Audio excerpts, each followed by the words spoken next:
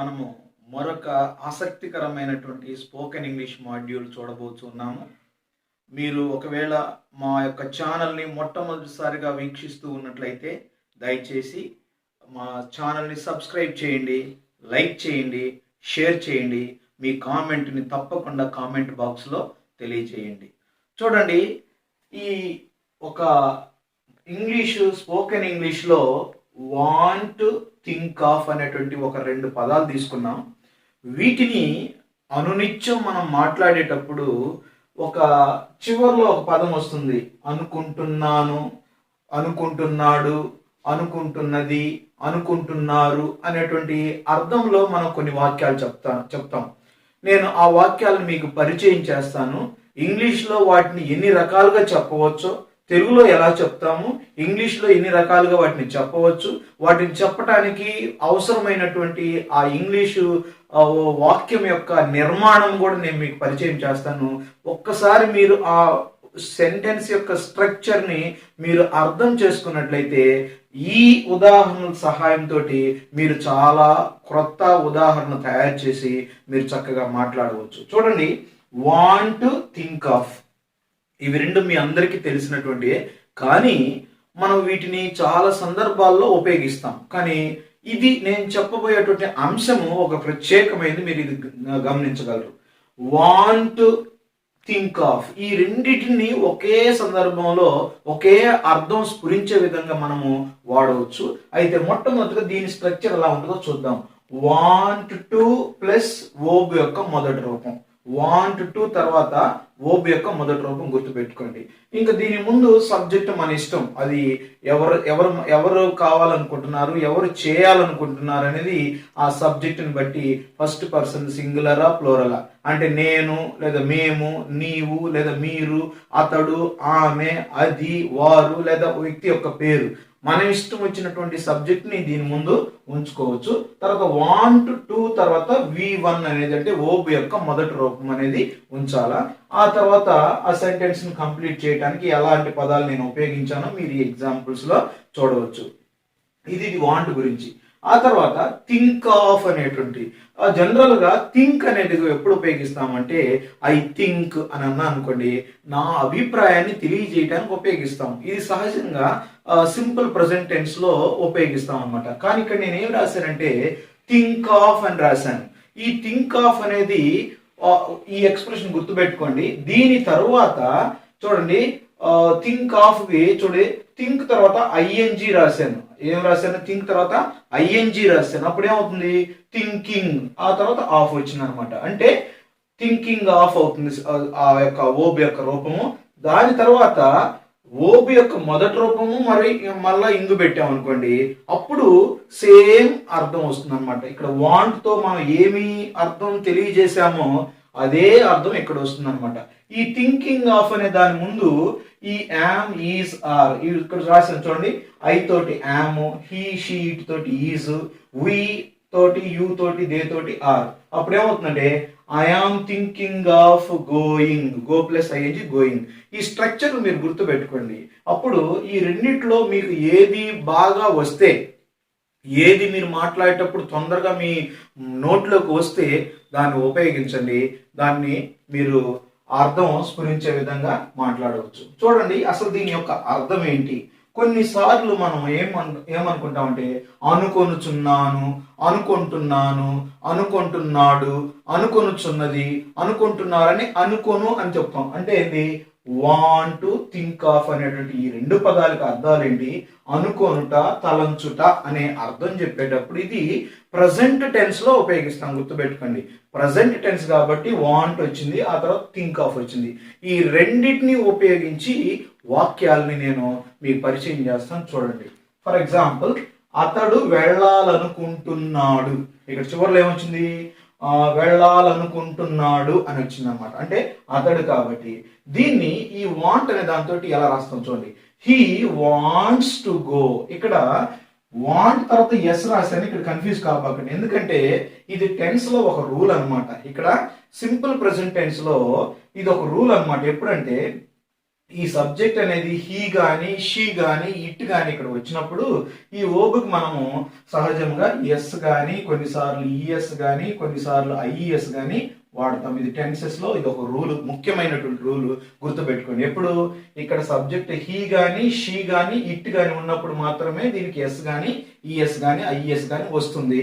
మిగతా సందర్భంలో రాదు అని గుర్తుపెట్టుకోండి. ఆ తర్వాత ఇదే అర్థం వచ్చే విధంగా ఈ ఎక్స్ప్రెషన్ ఉపయోగిస్తాను చూడండి. హీ కాబట్టి he is thinking of going, వెళ్ళాలనుకుంటున్నాడు. హీఈస్ థింకింగ్ ఆఫ్ గోయింగ్, అతడు వెళ్ళాలనుకుంటున్నాడు అంతవరకు వచ్చింది కాబట్టి he's thinking of going.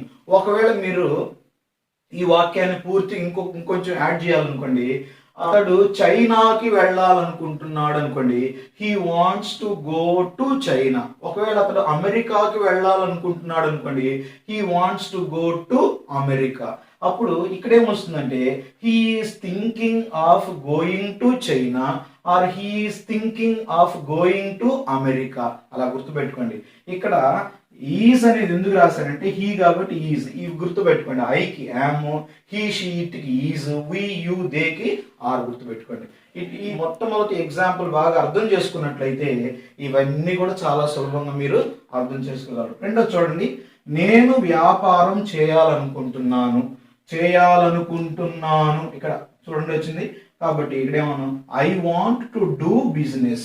I want to do business, do అంటే చేయట్ కాబట్టి I want to do business అన్నాం. అదే విధంగా థింక్ ఆఫ్ ను ఉపయోగిస్తుంది చూడండి. I am thinking of doing business. చూడండి థింకింగ్, థింక్ తర్వాత ఇంగ్ వచ్చింది, ఆ తర్వాత ఆఫ్, ఆ తర్వాత V1 వచ్చింది, ఇంగ్ వచ్చింది. ఇది మాత్రం మీరు గుర్తుపెట్టుకోవాలి. ఈ I am thinking of doing business ఇది ఎప్పుడు ఉపయోగిస్తామంటే మనము ఏదైనా చేయాలని అనుకుంటూ ఉన్నప్పుడు దీన్ని ఉపయోగిస్తాం అనమాట, గుర్తుపెట్టుకోండి. అదేవిధంగా మూడోది, ఆమె అమెరికాలో అనుకుంటున్నది కాబట్టి ఇక్కడ ఏమొచ్చింది షీ వాంట్స్. ఇక్కడ మళ్ళీ ఎస్ వచ్చింది చూడండి. ఎందుకు వచ్చింది ఎస్? ఇక్కడ హీ, ఇక్కడ షీ కాబట్టి ఎస్ వస్తుంది అనమాట. హీకి షీకి ఇట్కి మాత్రమే ఇక్కడ ఎస్ వస్తుంది అనమాట. She wants to study in America, అమెరికాలో చదవాలనుకుంటుంది. అదే అర్థంతో ఇంకో sentence, she is thinking of studying in America. Okay. తర్వాత నాలుగో చూడండి, జెన్నీ హిందీ నేర్చుకోవాలనుకుంటున్నది. జెన్నీ అంటే ఇది ఒక పేరు, ఒక అమ్మాయి పేరు అన్నమాట.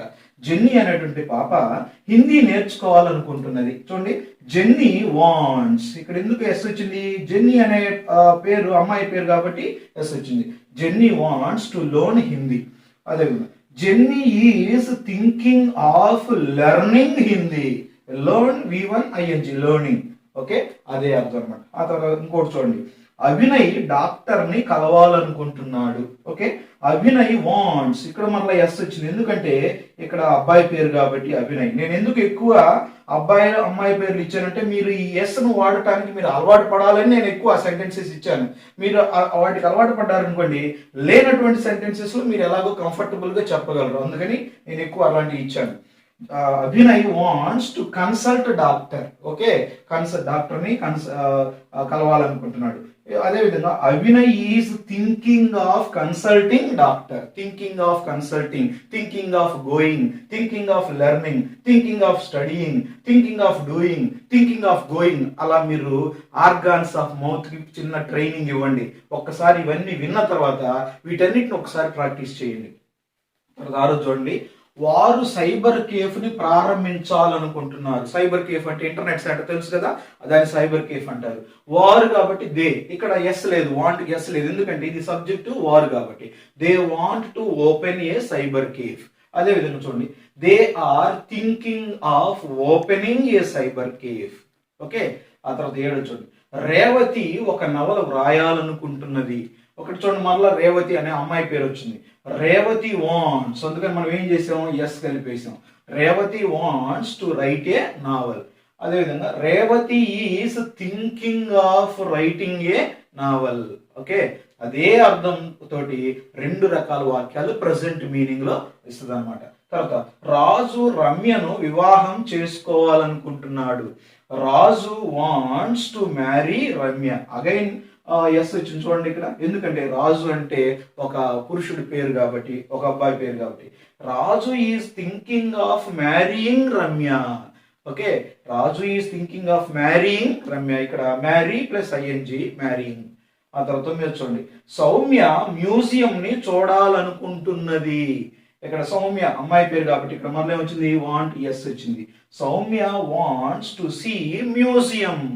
అదేవిధంగా Soumya is thinking of seeing museum. ఇక్కడ ఏదైతే V1 రాస్తామో అదే V1 కి ఇన్ఫార్మ్ యాడ్ చేస్తాం, అది గుర్తుపెట్టుకోండి. కానీ ఈ థింక్ అనేటువంటి ఓపుకి ఐఎన్జి యాడ్ చేయాలి, దాని తర్వాత ఆఫ్ రాయాలి, ఆ తర్వాత ఓపు మొదటి రూపం రాయాలి, ఆ తర్వాత ఇంగ్ రాయాలన్నమాట. ఆ తర్వాత చివరి ఎగ్జాంపుల్ చూడండి, నేను నీకు ఒక రహస్యం చెప్పాలనుకుంటున్నాను. I want to tell you a secret. ఇక్కడ ఐ కాబట్టి ఇక్కడ ఎస్ లేదు, గమనించండి. I want to tell you a secret. Okay, ఇంకొక సెంటెన్స్ చూడండి, I am thinking of telling you a secret. నేను నీకు రహస్యము చెప్పాలనుకుంటున్నాను. ఇక్కడ మనం ఈ 10 ఎగ్జాంపుల్స్, ఈ 10 ఉదాహరణలు మనం గమనించినట్లయితే వెళ్ళాలనుకుంటున్నాడు, చేయాలనుకుంటున్నాను, చదవాలనుకుంటున్నది, నేర్చుకోవాలనుకుంటున్నది, కలవాలనుకుంటున్నాడు, ప్రారంభించాలనుకుంటున్నారు, రాయాలనుకుంటున్నది, వివాహం చేసుకోవాలనుకుంటున్నాడు, చూడాలనుకుంటున్నది, చెప్పాలనుకుంటున్నాను. ఈ చివరిలో ఉన్నటువంటి ఆ పదాలను కనుక మీరు గుర్తుపెట్టుకున్నట్లయితే ఈ పదాల సహాయంతో, స్ట్రక్చర్ సహాయంతో మీరు చాలా వాక్యాలు మీరు సొంతగా తయారు చేయగలరు. వాటిని మాట్లాడవచ్చు, సులభంగా మీరు మాట్లాడవచ్చు.